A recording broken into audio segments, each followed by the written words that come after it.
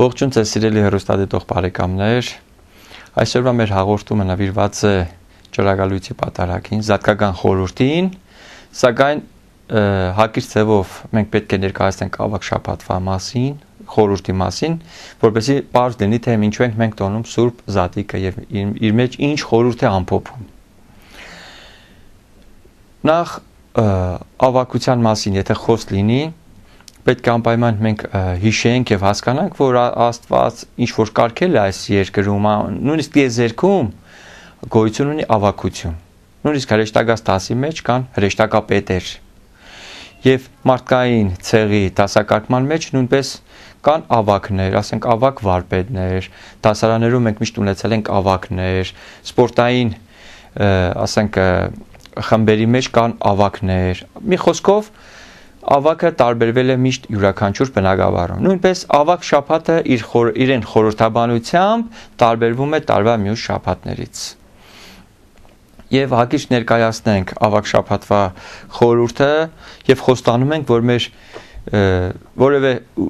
ուրիշ հաղորդումների ընթացքում մենք հետագամ կանդրադառնանք ավագ շաբաթվա յուրաքանչյուր օրվա մասին։ Ուղղակի ես ուզում եմ շատ կարճ ներկայացնեմ, որպեսզի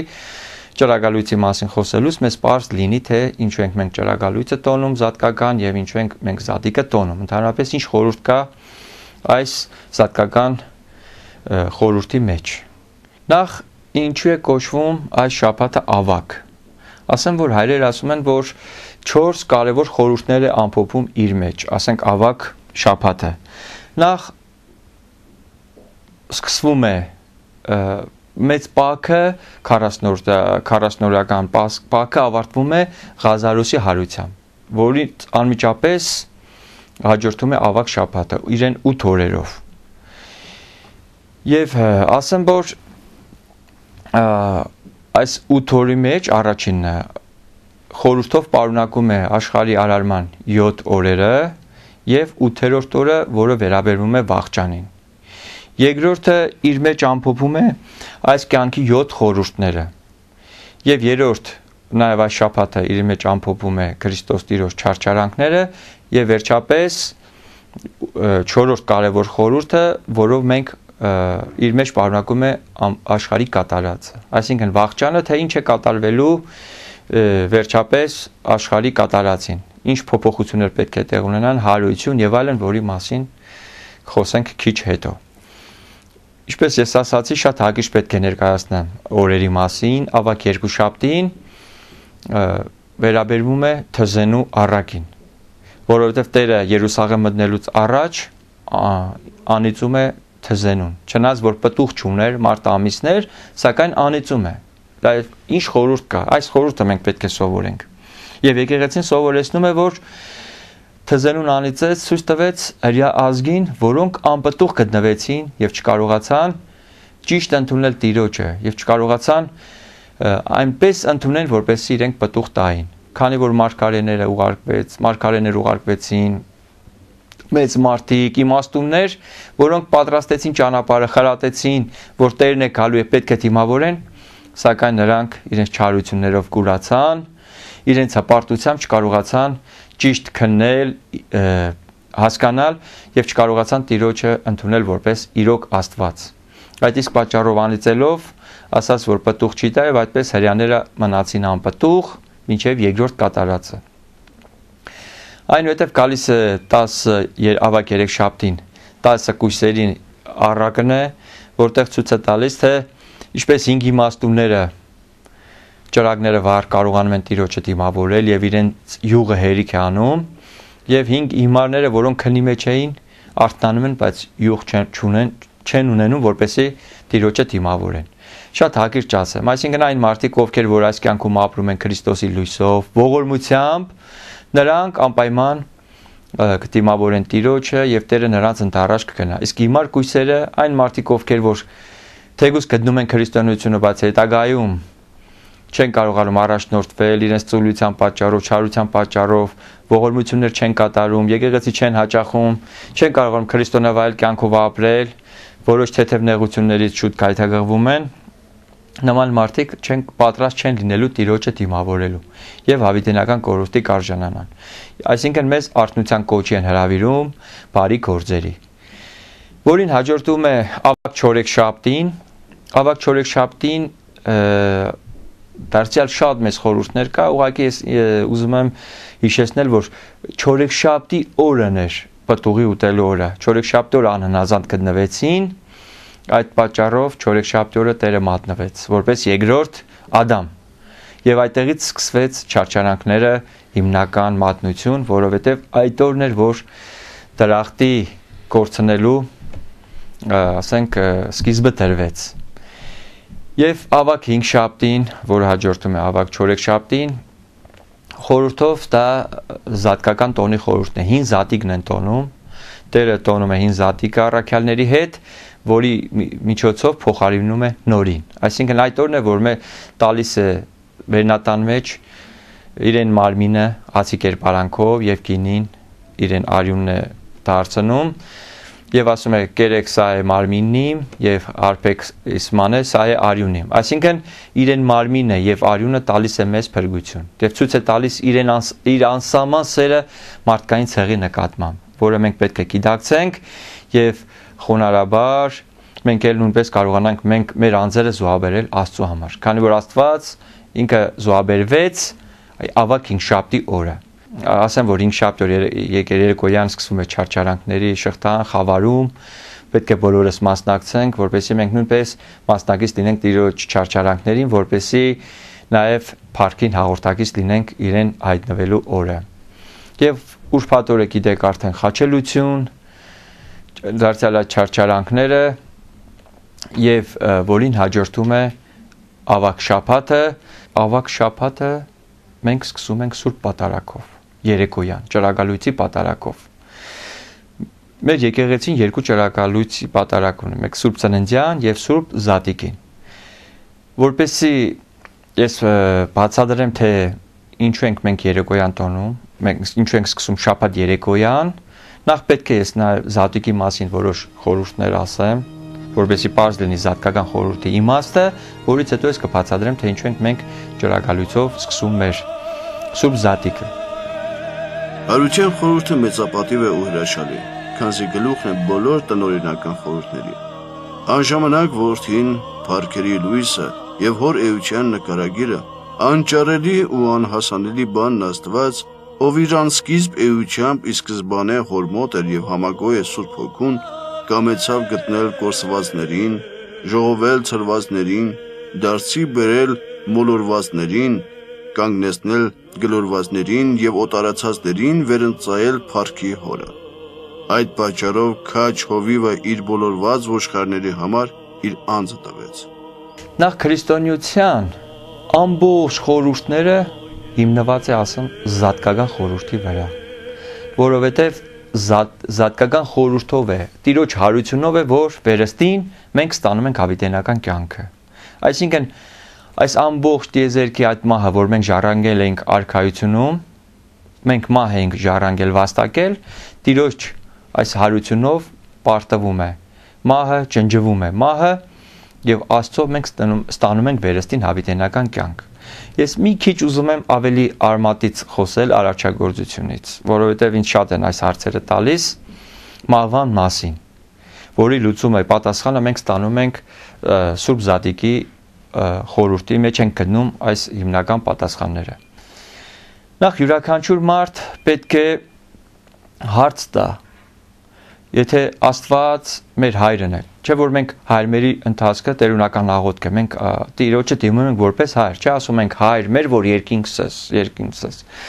Այսինքն եթե Աստված մեր հայրն է եւ երկնքում մահ հասկացողություն չկա, հավերժություն է,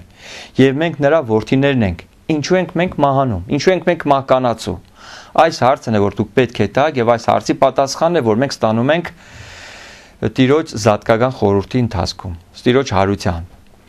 Նախ ասեմ, որ Աստված ինչ որ ստեղծել է, անմահ է ստեղծել, մշտնջենական է ստեղծել, հավիտենական միայն Աստված է, որովհետև հավիտենական բառը միայն բնորոշ է Աստծուն, որովհետև Աստված ոչ սկիզբ ունի եւ ոչ վերջ։ Այդ իսկ պատճառով կոչվում է հավիտենական։ Իսկ հրեշտակները եւ մարդկային հոգիները կոչվում են մշտնջենական, միշտ կան, բայց սկիզբ ունեն, վերջ չունեն, որովհետեւ ստեղծվել են Աստծո կողմից, բայց անմա։ Եվ Աստված սկզբից հրեշտակած 10-ը ստեղծեց, 9-10, եւ որ փառքը ներքևից տալիս են հրեշտակները մեկին մյուսին փոխանցվելով, այդպես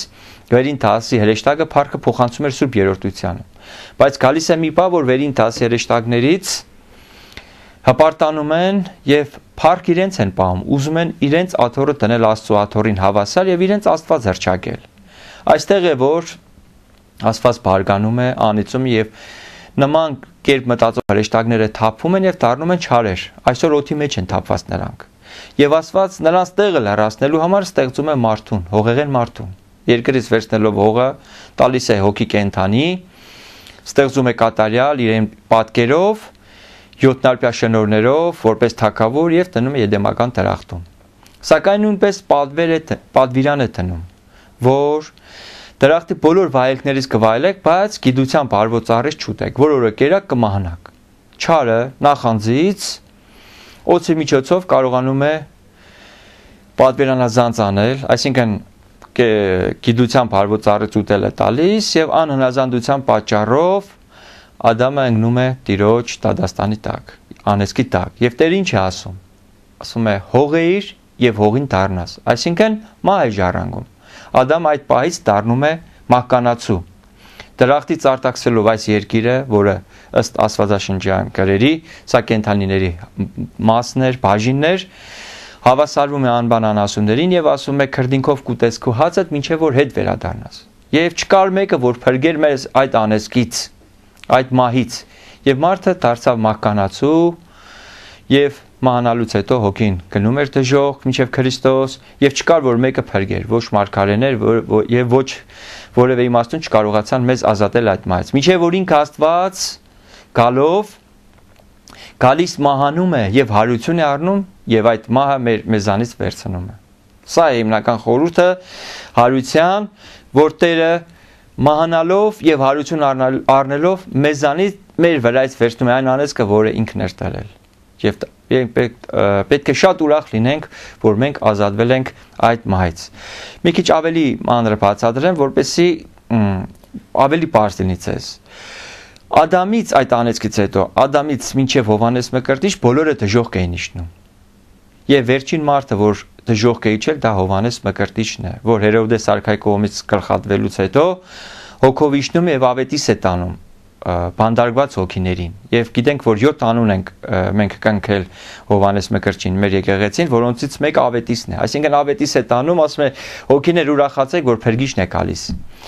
Եվ փրկիչը մարդկային Տեր Հիսուս Քրիստոսը խաչի վրայից հոգին ավանդելով իջնում է դժոխք, 33 ժամ քարոզում է եւ բռնելով Ադամի ձեռքից, այդպես Եվայի նահապետներով, բոլոր մարգարեներով, բոլորին հանում է այսօր երկնքի կայաններ։ Սրա մասին չեմ ուզում ավելի խորը խոսել, այսինքն այդ դժոխք այսօր գոյություն չունի, փառք Աստծո։ Ուղղակի այս ժամանակահատվածը, որ մեզ տրված է փորձության համար, տրված է, որ յուրաքանչյուրս ըստ արժանինքների կարողանանք այն արքայությունը, որը պատրաստված է, ժառանգենք, կամ կժառանգենք, կամ հավիտենական կորուստի կգնանք։ Ուղղակի սա կախված է մեզանից մեր ազատ կամքի պարագայում։ Եվ ինչու ենք մենք զատիկը տոնում մեծ խանդավառությամբ եւ մեծ տոն է համարում, որովհետեւ այդ անեծքը, այդ դժոխքը, որը պատրաստված էր, այսօր չկա, Քրիստոս Տիրոջով փրկվել է։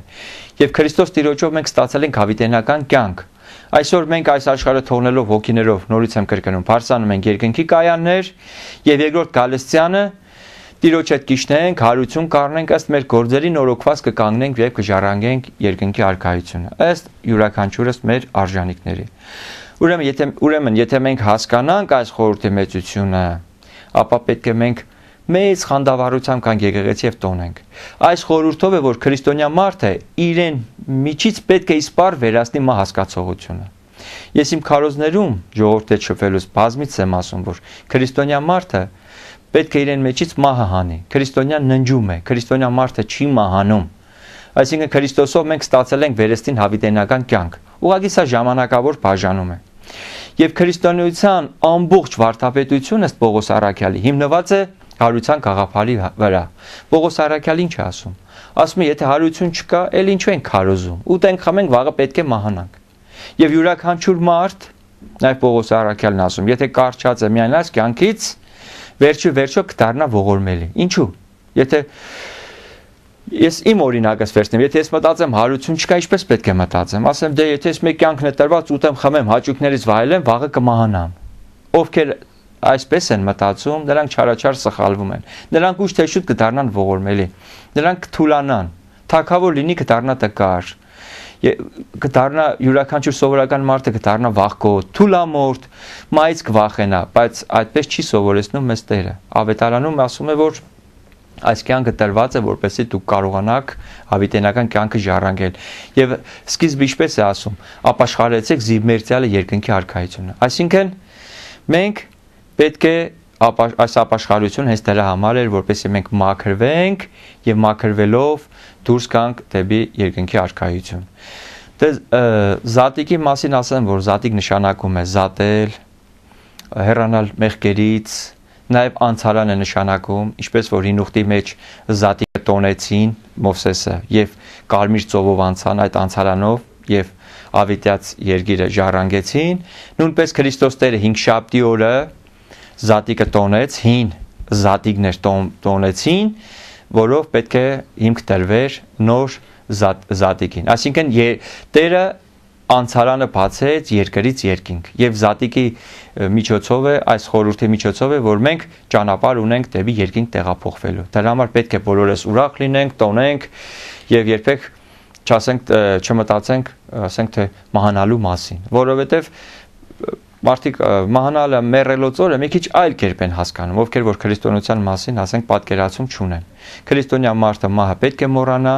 այդ է պատճառը որ պետք է ուրախ գնալ այցելել ննջեցյալներին, որտեղ մենք ավետիս ենք տանում ննջեցյալներին, որ դուք ճիշտ է ֆիզիկապես այստեղ պարկած եք, բայց հոգով իրենք մեզ հետ են, որ ասում ենք դուք կաք եւ պետք է Տիրոջ երկրորդ գալստյանը նույնպես կաք եւ հարություն առնեք։ Եվ մենք պետք է գնանք նորից վերադառնանք բոլորս։ Այսինքն ուրախության օր է, հավիտենական ման արդեն մեզանից վերցրած է։ Եվ այսօր Քրիստոս հարություն առնելով մեռելներից իր հետ հարություն տվեց նաեւ մեր մեղքերի ու մահվան մեջ ընկած բնությանը։ Այսօր երկիրը երկինք դարձավ։ Ներքին աշխարհի բնակիչները դարձան երկակից վերին հոգեղեններին։ Այսօր վերին հրաբուն զորքերը ավետիս են տալիս երկրավորներին, որ Հիսուսի հարությամբ լուծարվեց մահկանացուի մահը։ Այսօր հարսին եկեղեցուն, որ նստել էր սքի մեջ, լուսեղենների լուսազգեստ հույլերը ավետիս են տալիս, որ նրա փեսան հարություն է արել եւ գալիս է եկեղեցուն իր փառքին պսակելու։ Այս չափով ես ներկայացրեցի սիրելի ժողովուրդ զատիկի խորհրդի մասին եւ ինչպես ասացի մենք շաբաթ երեկոյան ենք սկսում մեր զատիկական խորհուրդը ճրագալույցի պատարագով, ինչու ես ուզում եմ այժմ հակիրճ ձևով խոսել ճրագալույցի պատարագի մասին։ Նախ ճրագալույց ինչ է նշանակում։ Ճրագալույց ճրագը լուծանել, վառել։ Այսինքն ճրակով գնալ դեպի այս խավարի միջով անցնել ճրակով դեպի լույս։ Եվ հիմնականում մենք որ երեկոյան ենք տոնում, սա դրախտի խորհուրդն ունի, որովհետև դրախտում չկար երեկո, խավար։ Ադամի խաբվելուց հետո, անհնազանդությունից հետո, այդ լույսը դառնում է խավար։ Եվ այդ խավարը պետք է Քրիստոսով լուսավորվեր։ Եվ Քրիստոս Տիրոջը մենք պետք է գնանք ընդառաջ։ Այսինքն Տիրոջ գալուստով խավարը պետք է դառնա լույս։ Եվ այդ խավարը, որը Ադամով էր եկել, Քրիստոսով, այսինքն մենք այս խավարով, ճրագները վառելով գնում ենք Տիրոջը ընդառաջ։ Սա է հիմնական խորհուրդը ճրագալույցի։ Եվ ասեմ, որ եկեղեցին օրվա սկիզբը համարվում է երեկոն, որտեղ այդ ժամին էր, որ Ադամը, ասենք, խաբվելուց, այդ ժամերին էր, որ Ադամի խաբվելուց հետո լույսը դառնում է խավար։ Եվ Սաղմոսի մեջ հստակ ասում է, եւ մենք ունենք արարողությունների մեջ, որ ասում է. Ես առ Աստված կարդացի եւ նա լվավ ինձ երեկոս եւ վաղորդյան եւ հասարակավոր։ Եվ այդ երեկոն, որը սկիզբն էր, նորից դառնալու է օրվա սկիզբը Քրիստոս Տիրոջով։ Եվ վերջապես մենք աշխարհի կյանքում, եթե մենք ընդառաջ ենք գնում որևէ թագավորի մեծ մարդու, մենք պատրաստվում ենք վերջը ջայրով, խանդավառությամբ գնում դիմավորում ենք աղով եւ հացով, այժմ մենք պետք է երկնային թագավորին դիմավորենք, ուրեմն պետք է խանդավառությամբ, պատրաստ, Տիրոջ օրհներգություններով, սրբություններով պետք է գնանք հաջորդ օրը Տիրոջը դիմավորելու։ 12-ն է զատիկը, բայց արդեն հայ եկեղեցին շաբաթ երեկոյան արդեն սկսում է իրեն զատկական խորհուրդը եւ շաբաթ երեկոյան պատարագից անմիջապես հետո լույսեր ենք տանում տուն եւ տունը մենք տոնում ենք զատկական խորհուրդը եւ հաջորդ օրը կիրակի օրը դարձյալ գալիս ենք զատկական պատարագին, տոնում ենք Տիրոջ սուրբ զատիկը հարությունը, ուրախանում ենք, ասեմ որ եթե մարդը հասկանա այս խորհրդի կարևորությունը, այնպես կուրախանա, որ հավատացեք սիրելի ժողովուրդ, որովհետև մա հասկացողությունը վերանում է։ Դա Աստված կա այնպեսի մի շրջան, ինչպես որ մեր պապերի շրջանն է եղել, որ իրենք մայից չեն վախեցել, մայի մասին չեն մտածել, զուտ մտածել են հավիտենական կյանքի մասին, այսինքն այս աշխարհից դուրս գալու պատրաստ լինելու մասին։ Ցավոք այսօր ժողովրդի 90-98%-ը չի մտածում այս աշխարհից դուրս գալու մասին։ Կարճել են այս կյանքին։ Բայց յուրաքանչյուր քրիստոնյա պետք է յուրաքանչյուր բարի մարդ պետք է իմանա պատրաստվի այս աշխարհից դուրս գալու մասին։ Միևնույն է, բոլորս էլ դուրս են գալու։ Բայց Երանյան մարդուն ով պատրաստ դուրս կգա եւ կտեմավորի Տիրոջը։ Դրա համար ճրագալույցը նաեւ այդ խորհուրդն ունի, որ մենք դուրս գանք եւ դիմավորենք Տիրոջը։ Եվ մի բան էլ ավելացնեմ Պողոս առաքյալի խոսքերը, որ ասում է այն մարդիկ ովքեր այս կյանքին են կարճում կդառնան ողորմելի։ Եվ այս խորհուրդը զատկական թող մեզ բոլորիս տա այդ իմաստությունը, այդ լույսի խորհուրդը, որ զատկական խորհուրդով պետք է բոլորս ստանանք, նորից եմ կրկնում, հավիտենական կյանքը, որը պատրաստել է Աստված իրեն սիրելիների համար։ Սա օրենոր արարչության, որը ոչնչով չի զիջում այն օրվան, երբ երկիրը արարչագործվեց։ Եթե այն օրն աշխարհը ոչնչից ստեղծվեց, ապա այսօր մեղքերով եղծվածը վերստին արարվեց, առավել հրաշափառ, քան նախորդ անգամ։ Քանզի այս հրաշալի օրը իրենում ունի պատկերն այն մեծ միաշապտիի, երբ Տերը երկինքն ու երկիրը հաստատեց։ Այն աշխարհաստեղծ միաշապտիին հալածվեց զգալի խավարը եւ ծագեց մեծապայծառ լույսը, իսկ այս միաշապտիին հալածվեց անգելության աղջամուղջը, որ ծավալվել էր երկրի վրա եւ ամենուր սփռվեց ճշմարիտ աստվածագիտության լույսը, քանզի ճշմարիտ լույսը ծագեց խավարի գերեզմանում եւ լուսավորեց խավարում նստածներից։ Մեր սիրելի ժողովրդին ասեմ, որ ճրագալույցի պատարագից անմիջապես հետո որ մենք տուն ենք գնում, տոնում ենք սուրբ զատիկը եւ շատ հարցեր են տալիս թե ժողովուրդը թե որն է հիմնական կերակուրը։ Նախ ասեմ, որ զատկական կերակուրներից հիմնականը փլավն է չամիչով, հավկիթը եւ ձգնեղենը, ձուկը։ Սրանց երեքի մեջ իրեն խորհուրդը կա, հոգևոր խորհուրդը։ Նախ չամիչը առաքյալներն են համարվում, իսկ փլավ հավատավոր ժողովուրդը։ Ձգի մասին, եթե խոսենք, ձուկը նույնպես խորհրդանշում է քրիստոնյաներին։ Առաքյալների շրջանում ձուկը եղել է քրիստոնյաների նշանը, խորհուրդը։ Քրիստոնյաները իրենց մեկը մյուսին ճանաչել են ձուկի խորհուրդով։ Եվ ձուկը նույնպես ունի խորհուրդ։ Ինչու ձուկը? Որովհետև ձուկը գտնվում է ծովում։ Ծովը խորհրդաբար համարվում է այս աշխարհը, մեղավոր աշխարհը, եւ մենք բոլորս գտնվում ենք մեղքի աշխարհի մեջ։ Եվ ձուկը հանելով մենք կարողանում ենք հանել ծովի միջից։ Նույնպես առաքյալները,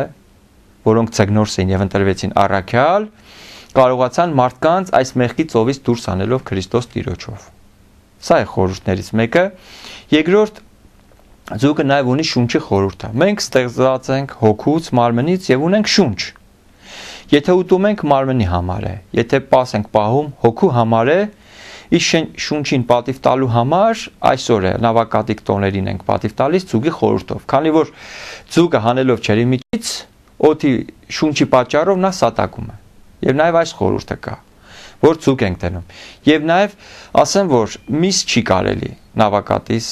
նավակատիսի տոներին շաբաթ երեկոյան։ Ինչու համար 5 տաղավար տոներ ունենք եւ 5 նավակատիսներ, այդ օրերին ցգնեղենն է։ Միս չի կարելի, որը խորհրդաբար դրախտի կենաց ծառի խորհուրդն ունի։ Այդ ծառի, որ ասած ամեն ինչ կուտեք, բայց գիտության բարվո ծառից, կենաց ծառից չուտեք։ Նույնպես այս մեկ պատվիրանը դրած է, որ այդ օրը միս չպետք է ուտել, որպեսզի մենք հնազանդ գտնվենք Տիրոջ պատվիրանին։ Այդ իսկ պատճառով միս չենք ուտում եւ ծգնեղեն ենք ուտում իրեն խորհրդով։ Իսկ հավկիթը բոլորդ գիտեք, ուղակի հիշեցնեմ վերստին, որ հավկիթը նույն տիեզերքի խորհուրդն ունի։ Կեղևը երկնքի ջրերն են խորհրդանշում, կեղևը տիեզերքն է, սպիտակուցը օդն է, իսկ դեղինը երկիր մոլորակն է, այսինքն կարմիր ներկելով խորհրդանշում է Քրիստոսի արյունով ամբողջ տիեզերքի փրկagorցությունն է, որ ամբողջ տիեզերքը փրկվեց Քրիստոս Տիրոջ արյունով։ Սա է խորհրդանշում եւ այս խորհրդով մենք դիմավորում ենք բոլոր նավակատիս տոները, առավել եւս ծնունդը եւ Սուրբ Զատիկը։ Տերը դուրս եկավ մատանիով կնքված Սուրբ գերեզմանից առանց խախտելու գերեզմանի կնիքը։ Քանզի ինչպես Տերը ծնվեց Սուրբ Գույսից առանց խախտելու նրա կուսությունը, այդպես էլ երրորդ օրը փառքով ու անապական մարմնով հարություն առավ Գույս գերեզմանից, հաղթելով մահվանն ու խափանելով ապականությունը ըստ գրվածների։ Ուր է մահ քո հաղթությունը, ուր է դժոխք քո խայթոցը։ Եվ Քրիստոս մահանելով ու հարություն առնելով դարձավ ննջեցյալների առաջին պտուղը։ Օգտվելով առիթից ես ուզում եմ շնորհավորել մեր բոլոր ժողովրդի Սուրբ Զատիկը, Սուրբ Հարության տոնը։ Եվ թող Սուրբ Հարության այս տոնը մեր ժողովրդի հոգիների մեջ լույս բացի, իրենց իմացական աշխարհը բացի, որպեսզի հասկանան այս խորհրդի կարևորությունը եւ իսպար որպես քրիստոնյա մոռանան մահ հասկացողությունը եւ ցկտեն դեպի հավիտենականություն, հավիտենական կյանք, երկնքի արքայություն եւ կարողանան ապրել այս կյանքում այդ գաղափարով։ Սա է իմ ցանկությունը, իմ մաղթանքը մեր ժողովրդին, որպեսզի բոլորը կան եկեղեցի եւ հասկանալով իրենց հոգիների մեջ ասեն. Քրիստոս հարյավի մեռելոց մեզ եւ ցեզ մեծ ավետիս։ Եվ այս ավետիսից հետո կարողանանք բոլորս այս աշխարհից դուրս գալուց հետո ժառանգենք երկրի արքայությունը եւ միասին բոլորս այնտեղ ուրախանանք այն վայելքներից, այն բարիքներից, որոնք պատրաստված է մեր բոլոր Տիրոջ սիրելիների համար եւ միասին ուրախանանք եւ փառք տանք Սուրբ Երրորդությանը, Հորը եւ Որդուն եւ Սուրբ Հոգուն, այ եւ միշտ եւ հավիտյանս հավիտենից ամեն։